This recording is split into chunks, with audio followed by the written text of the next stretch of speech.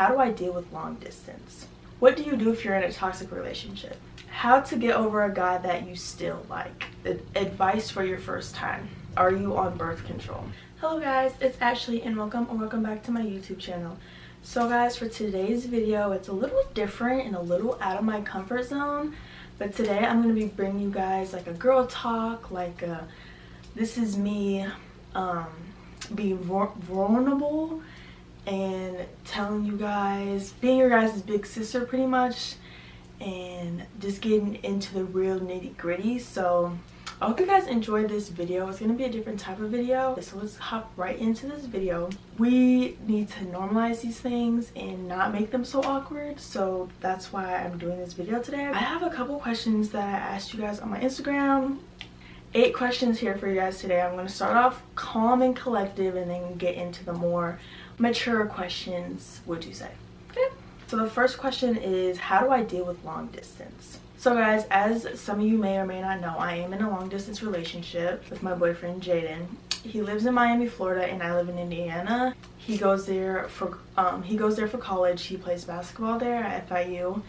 And I'm not gonna lie, this video is just gonna be like real and raw. Long distance is very hard. Like, you have to have real bone structure, literally, to do long distance. So I would say that long distance can be a struggle sometimes, but if you love the person, then it's worth it and you'll do anything for them. So yeah, me and Jaden have been dating for 4 years, so I know this man like on the back of my hand, and it's hard not seeing him as much, but obviously any chance that I get, I go and see him, or he comes here any chance that he gets. But yeah, basketball season is about to start, so it's going to be even more tricky for us. But I believe that, like I said, if you love the person and you care and you trust them and you're loyal enough, then I think there's nothing wrong with long distance and you can make it work. Alright, so next question. What do you do if you're in a toxic relationship? Well, first and foremost, all I'm going to say is leave, girl. Just leave. Because if you're in a toxic relationship, it's never going to work. The first red flag you see, leave. I know if you love the person, that it can be really hard to do, to just leave them, especially if you've been with them so long. If that's the case, then you guys should just work out your differences, and if you really love them, then you will forgive and forget. Well, not forget, because you're never going to forget it, because it's always going to be in the back of your mind. Trust me, I get it. But if you're in a toxic relationship, then the best thing to do is to leave, honestly, because you're just going to keep finding yourself in the same loophole over and over again, and the same stuff is just going to keep happening. So my advice to you is just to leave. This one doesn't really have much to do with this video, but someone did ask me this. What's my favorite curly hair product? So I used to use Pillow Soft Curls by Miss Jessie, but I stopped using it because it's literally $20 for one bottle, and I don't think it lasts me enough for me to be spending $20 every time. So I found an alternative. Now I use the Aussie like deep conditioner, like moisturizer or whatever, and my friend Raylan actually put me on, so shout out to you. That product is like $3 versus spending $20, like, and you have the same amount of product, which they work pretty much the same thing. They do 2 different things though. I would say either Pillow Soft Curls by Miss Jessie or Aussie's like deep conditioner or whatever. How to get over a guy that you still like. I'm not really like, I've only been in one relationship, like pretty much one relationship, I would say. My whole 4 years of high school, I dated the same guy, and I'm still dating him. So I'm gonna answer this question as best as possible. If you have interest in a guy, but the guy has no interest in you, girl, you're wasting your time. Like, you're really wasting your time.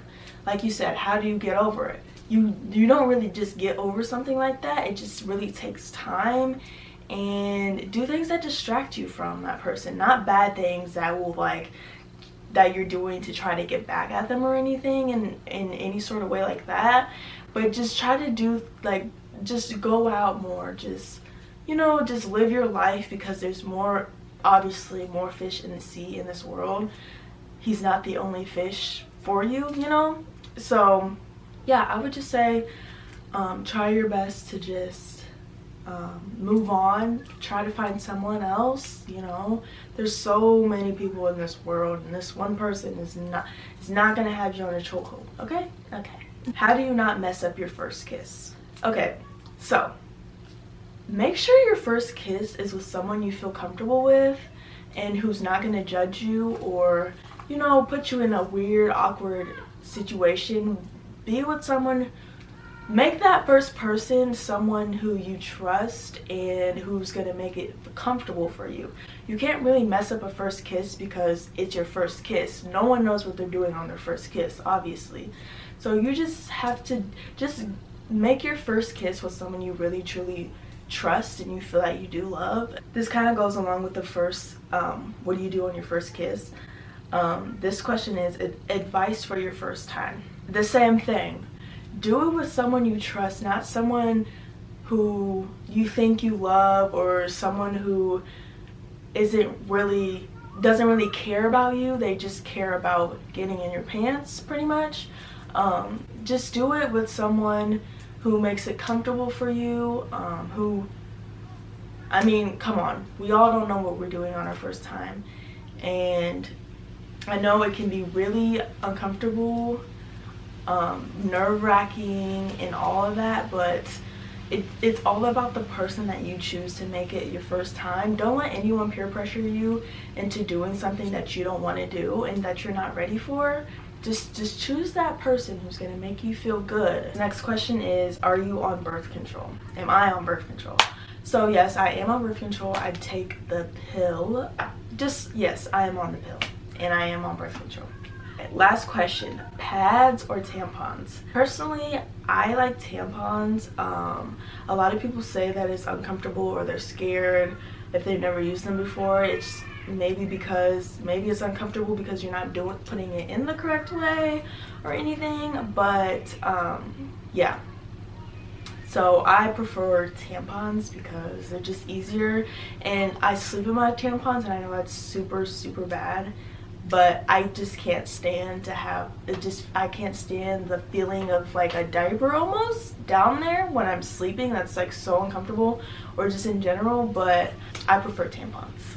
So guys, that is the end of this video. It was a very mature video for me to make. Yeah, I hope this helped for my younger people out there. I hope you learned something out of this video, because that's exactly why I wanted to do this video, to try to be someone's big sister and help out in any way possible, because I know sometimes asking these type of questions to your parents can be, or your mom or your older sister or whatever, can be nerve-wracking or awkward or weird. So I personally love watching videos like this, so I really think they could help someone out there. So of course I'm going to do anything in my will to help someone who may be in need.